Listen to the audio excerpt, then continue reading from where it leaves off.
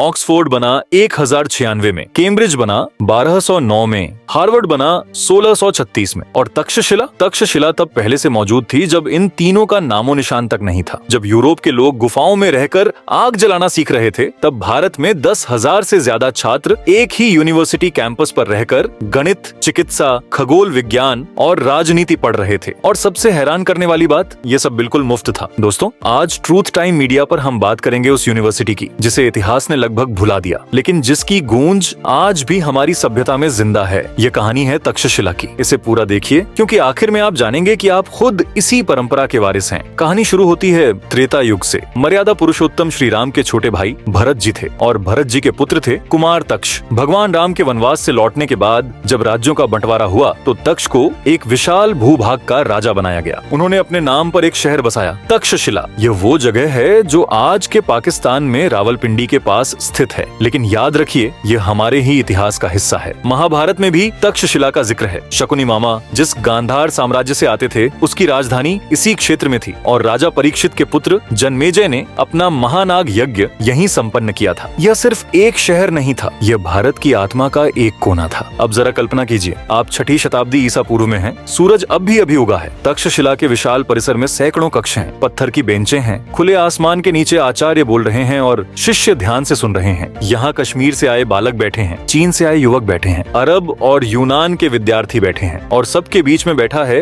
एक गरीब ब्राह्मण का बेटा जिसके पास फीस देने के पैसे नहीं है और फिर भी वो पढ़ रहा है, क्योंकि तक्षशिला में शिक्षा का कोई मूल्य नहीं था। ज्ञान यहाँ दान था, मुफ्त था, सबके लिए था। जो छात्र फीस नहीं दे सकते थे, वे अपने गुरु की सेवा करते थे, आश्रम के काम करते थे और शिक्षा पाते थे। यह दुनिया का पहला ऐसा एजुकेशनल सिस्टम था जहाँ जाति, धर्म, देश या पैसा कोई बाधा नहीं था। सोचिए, उस दौर में जब बाकी दुनिया में ज्ञान सिर्फ राजाओं और पुजारियों तक सीमित था, यहाँ 300 से ज्यादा लेक्चर हॉल्स थे, लेबोरेटरीज थी, लाइब्रेरीज थी, ऑब्जर्वेशन टावर्स थे जहाँ छात्र तारों और ग्रहों की गति का अध्ययन करते थे। और पढ़ाए जाने वाले विषय 64 से भी ज्यादा, वेद और उपनिषद, गणित और ज्योतिष, आयुर्वेद और शल्य चिकित्सा, युद्ध कला और धनुर्विद्या, राजनीति और अर्थशास्त्र, व्याकरण और दर्शन, संगीत और योग। यह यूनिवर्सिटी नहीं था, यह एक पूरी सिविलाइजेशन का ब्रेन था। अब बात करते हैं उन लोगों की जिन्होंने यहाँ पढ़कर इतिहास बदल दिया। पहला नाम पाणिनि, जिसने संस्कृत व्याकरण का वह ग्रंथ लिखा जिसे आज भी भाषा विज्ञान की नींव माना जाता है। वो तक्षशिला का छात्र थे।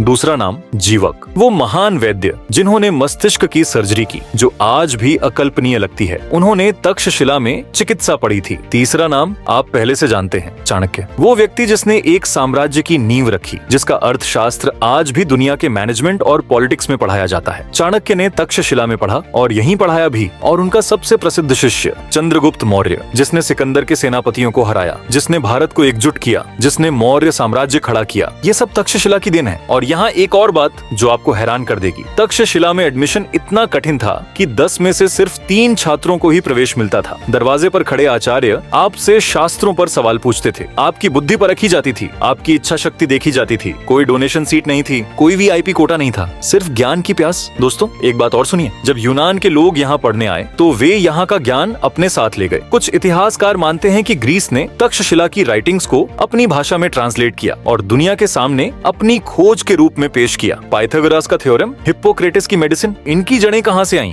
यह अभी भी शोध का विषय है। चीन के यात्री फाहियान 5वीं शताब्दी में जब तक्षशिला आए तो उन्होंने लिखा, यह जगह ज्ञान का सबसे बड़ा केंद्र है, दुनिया भर से छात्र यहाँ खिंचे चले आते हैं। तक्षशिला सिर्फ एक यूनिवर्सिटी नहीं था, ये भारत की ग्लोबल सॉफ्ट पावर थी। जब भारत का कोई छात्र यहाँ से ग्रेजुएट होकर किसी दूसरे देश जाता था तो वहाँ के राजा उनके स्वागत में खड़े हो जाते थे, क्योंकि तक्षशिला की डिग्री उस दौर में नोबेल प्राइज से कम नहीं थी। लेकिन दोस्तों, हर रोशनी की एक परछाई होती है और हर महान सभ्यता का एक दुखद अध्याय। 5वीं शताब्दी में मध्य एशिया से हूण आए। वे तलवारें लेकर नहीं, बर्बादी लेकर आए। तक्षशिला के उस विशाल परिसर पर हमला हुआ। हजारों छात्र और आचार्य थे। उनके पास कोई सेना नहीं थी, कोई किला नहीं था, सिर्फ किताबें थीं और उनके हाथों में कलम।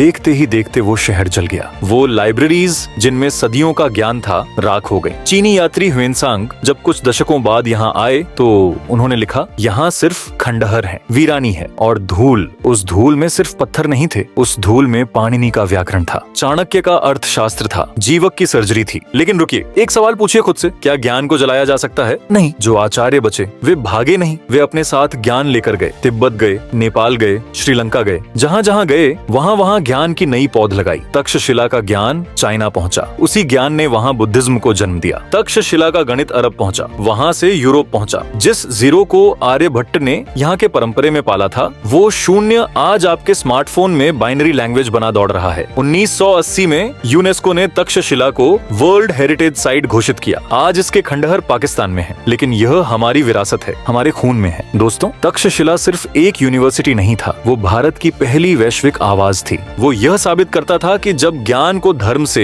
जाति से, पैसे से ऊपर रखा जाए तो क्या हो सकता है। आज जब भी कोई टीचर बिना फीस के किसी बच्चे को पढ़ाता है, जब भी कोई स्टूडेंट रात भर जागकर सच जानने की कोशिश करता है, जब भी कोई इंसान क्यों पूछता है, तो तक्षशिला जिंदा हो जाती है। आप उसी परंपरा के वारिस हैं। ज्ञान मिटता नहीं, वो बस अगली पीढ़ी का इंतजार करता है। दोस्तों, अगर ये कहानी आपको छू गई हो तो एक काम जरूर करिए, इसे उन लोगों के साथ शेयर करिए जो सोचते हैं कि भारत का कोई इतिहास नहीं। और कमेंट में बताइए, अगर आप तक्षशिला में पढ़ने जाते तो कौन सा सब्जेक्ट चुनते। ट्रुथ टाइम मीडिया पर सब्सक्राइब करिए, क्योंकि ऐसी कहानियां हम लाते रहेंगे। जय हिंद।